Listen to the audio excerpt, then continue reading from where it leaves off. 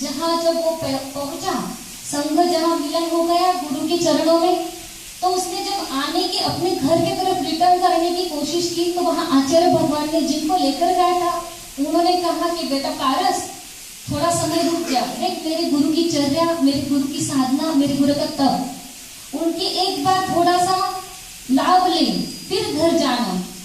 ठीक उनकी बात मान ली, कुछ दिन के लिए वो वही रुक गया। रुका क्या, तो उस समय भी चातुर्मास का ही समय आया था आचार्य भगवान का। जब चातुर्मास का समय था, उस समय बहुत बड़ा प्रोग्राम के साथ इतनी बड़ी पेंडल, और पेंडल में पूरा पेंडल कच कच भरा हुआ था, और उसमें भी बहुत सारे नरवाली, खमेरा, बांसवाड़ा, पारसोला, दरियाहाट, जहाँ जहाँ की जो समाज थी, पूरी समाज इकट्ठा होकर आई थी तपस्वी सम्राट का चातुर्मास करवाने के लिए। जो जहाँ जहाँ से आया था, उन्होंने अपने अपने निवेदन तपस्वी सम्राट के पास में रखे और भावना बांटे, कोई गीतों के द्वारा, कोई शब्दों के द्वारा, कोई कविता के द्वारा, कोई किस माध्यम से, कोई नाच गाने से, जिस माध्यम से हो गए उस माध्यम से वो आचार्य भगवान के चरणों में श्रीफल चढ़ा रहा था, अगवाड़ी कर रहा था कि भगवान इस साल का चातुर्मास हमारे यहाँ मिले। पर भाग्य देखो, पूरा पेंडाल में से जहाँ एक भी व्यक्ति नहीं उठा था, वहीं पर तपस्वी सम्राट ने एक घोषणा की। उन्होंने एक गांव का नाम लिया। उस गांव का नाम लेते ही पेंडाल में जितने व्यक्ति थे सबके सब आश्चर्यचकित हो गए कि इन्होंने इस गांव का नाम कैसे लिया, यहाँ चातुर्मास तो चढ़ाया ही नहीं श्रीफल। तो उन्होंने इतना ही कहा, इस पेंडाल में जिसने श्रीफल नहीं चढ़ाया है, मेरा चातुर्मास वहां होगा। शब्द क्या थे तपस्वी सम्राट के, इस भरी पेंडाल में जिसने चातुर्मास के, मेरे चातुर्मास के लिए श्रीफल नहीं चढ़ाया है, वहां मेरा चातुर्मास होगा। अब देखते देखते सबने कहा अपन ने सबने चढ़ाया है, पर एक समाज थी जिसने चातुर्मास का श्रीफल नहीं चढ़ाया था। उस समाज को कोई अपेक्षा थी ही नहीं, क्योंकि उस समाज में खाली 3 ही घर थे, वो भी एक ही घर के 3 घर थे। वो कहाँ चढ़ाते, बैठे उसी पेंडाल में थे वो परिवार, 3 घरों का परिवार वहीं पर बैठा था। परिवार तो वही बैठा था, और भावना तो बहुत बड़ी थी उस परिवार की कि हाँ, मैं ऐसे भगवान का चातुर्मास के लिए मैं श्रीफल तो अर्पण करूं, भले मुझे मिले ना मिले, पर उसको पता था कि मेरी अर्जी का कोई फायदा नहीं है, मुझे मिलेगा ही नहीं चातुर्मास। पर फिर भी उसने कोई बस बैठे थे, पर तपस्वी सम्राट का देखो कि वहां जहां भक्ति, श्रद्धा और समर्पण दिखा, तो उन्होंने झट से उस गांव का ही नाम पुकार कर उस गांव के लिए चातुर्मास डिक्लेयर कर दिया। वो समाज भी आश्चर्यचकित, क्योंकि इतनी बड़ी संघ और उनके पीछे आने वाले इतने सारे भक्त, उनको कहाँ अपन रख पाएंगे, अपने गांव में तो कोई व्यवस्था है भी नहीं। पर हमने देखा है जहाँ जहाँ तपस्वी सम्राट का विहार हुआ, जहाँ जहाँ उन्होंने चातुर्मास किए, जहाँ जहाँ उनका निवास स्थान रहा, तो जैसे हमने देखा कि संघ के लिए क्या है ये हमने नहीं देखा, पर गुरु की कुटिया ऐसी रही जहाँ जहाँ हमने देखा कि मिट्टी की कुटिया, टूटी फूटी, अंधेरा। आज भी जहाँ जहाँ उन्होंने चातुर्मास किए हैं, वो कमरे ऐसे के ऐसे बन रहते हैं। क्यों? क्योंकि यहाँ तपस्वी सम्राट विराजमान हुए हैं, उन्होंने साधना की है और उनकी यहाँ वर्गनाएं हैं। कोई उस कमरे को खोलता नहीं, ना उसको बांधते हैं, ना रिपेयर करते, ना कुछ भी नहीं करते, जैसे है वैसे ही, क्योंकि यहाँ पर गुरु का पूरा वर्गनाएं हैं। इस अपेक्षा से कोई बदलता नहीं। और हमें बहुत बार जहाँ जहाँ जाते हैं तो चातुर्मास का जो जो स्थान रहता है, तो वहाँ हमें वो कमरे देखने के लिए मिलते हैं। तो देखते हैं कि दिन के उजाले में यहाँ रोशनी की एक किरण नहीं, और इतने तपस्वी सम्राट, इतने बड़े तपस्वी महान गुरु ऐसी जगह में रहकर गए। कभी कोई स्थान देखा नहीं, कोई कभी जगह देखी नहीं, कोई कभी स्थान समाज नहीं देखी। ऐसा नहीं देखा कि बड़े बड़े शहरों में जाओ और बड़े बड़े स्थानों में अपना चातुर्मास कराओ और अपनी अपनी प्रभावना करो। उन्होंने तो खाली श्रद्धा, भक्ति और समर्पण देखा, और जहाँ ये मिल गया तो वहाँ 1 घर रहो या 3 घर रहो या 1000 घर रहो, उन्हें उनसे कोई मतलब नहीं। बस ऐसे ही आचार्य भगवान भी है, जैसा बेटा, जैसे पिता वैसे ही बेटा। आचार्य भगवान का भी पिछले साल का ये चातुर्मास देख लो अंधेश्वर का, किसी को, हम शिष्यों को भी नहीं पता था कि इस साल का चातुर्मास अंधेश्वर की तरफ होगा, जहां घाटों से लगातार गाड़ियां बस भर भर के आ रही थी। जयपुर से 2010 साल से पीछे लगे थे चातुर्मास के लिए,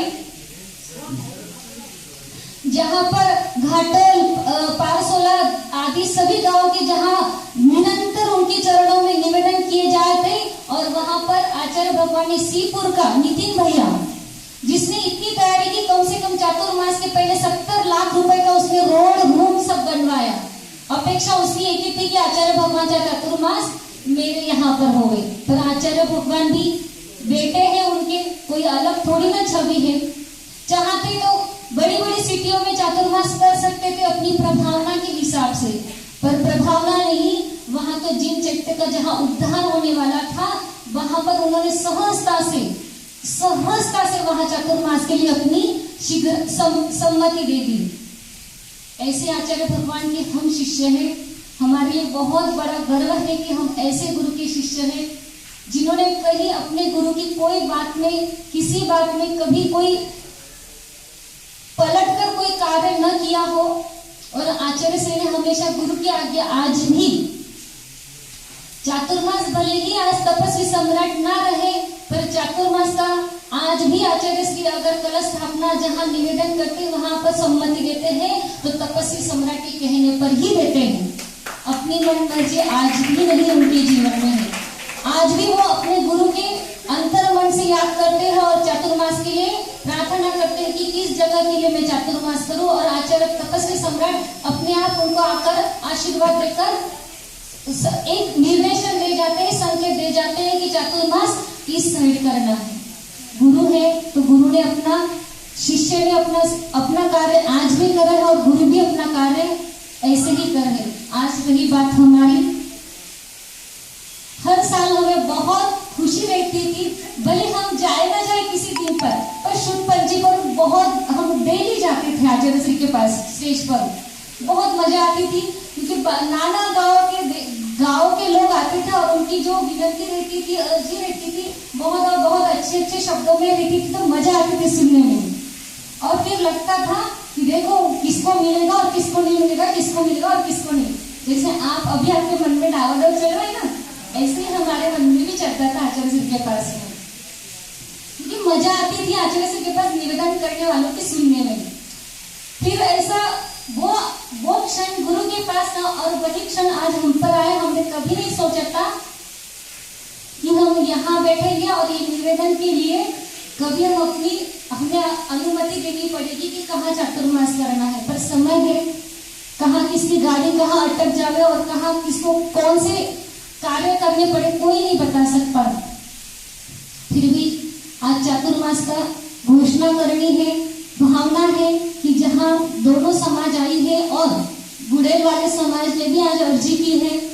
उन्होंने तो पहले ही दिन, हमें जब जिस दिन आए ना, तो उसी दिन का माता जी हमें क्षमा करना, हम लेट हो गए।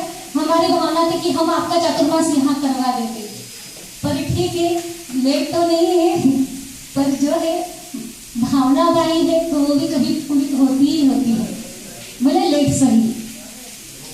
आज भावना है कि जहाँ से अगर हमने किसी समाज के लिए हाँ कही है, तो दूसरा समाज ये मत सोचिए कि हमारी हार हुई है या हमें नहीं मिल पाया है लाभ, आज ना मिले, पर मन की भावना, श्रद्धा, समर्पण ये बिल्कुल नहीं टूटनी चाहिए।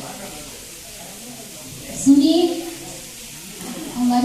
हम इतना ही कहना चाहते हैं, अगर यहाँ हमने घोषणा भी की तो जिस समाज को नहीं मिल पाया वो हमारे प्रति हमें क्षमा करे, उनकी भावनाओं को हम कहीं तो ठेस पहुंचा दी हो तो हमें क्षमा करना। इसी परंपरा के साथ अनादि निधन प्रमाहमान जैन धर्म के अंतर्गत भगवान ऋषभदेव से महावीर पर्यंत जिन शासन के इस अच्छिन्न परंपरा में गौतम गंधर आदि से लेकर आचार्य कुंद देव हुए, उनके पश्चात आचार्य कुंद भगवान के पश्चात परम पूज्य आचार्य श्री आदि सागर जी हुए, उनके पट पर विचारित आचार्य भगवान श्री महावीर कीर्ति महाराज हुए, तटपट्टे शिष्य आचार्य तपस्वी संगठन से सन्मति सागर जी महाराज हुए, और उन्हीं के पद पर आज साक्षात में विराजमान चतुर्थ पट्टाधीश वर्तमान के वर्तमान अभिनव कुंद कुंदर आचार्य भगवान श्री सुनील सागर जी विराजमान है।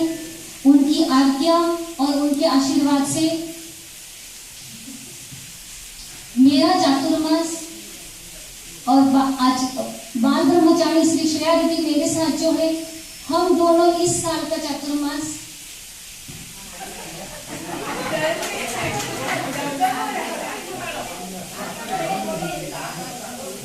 गुरु का आशीर्वाद है और गुरु की आज्ञा है कि इस वर्ष का चातुर्मास हम गिंगला नगरी के लिए समर्पित करते हैं। जय कारा गुरुदेव का, जय कारा गुरुदेव।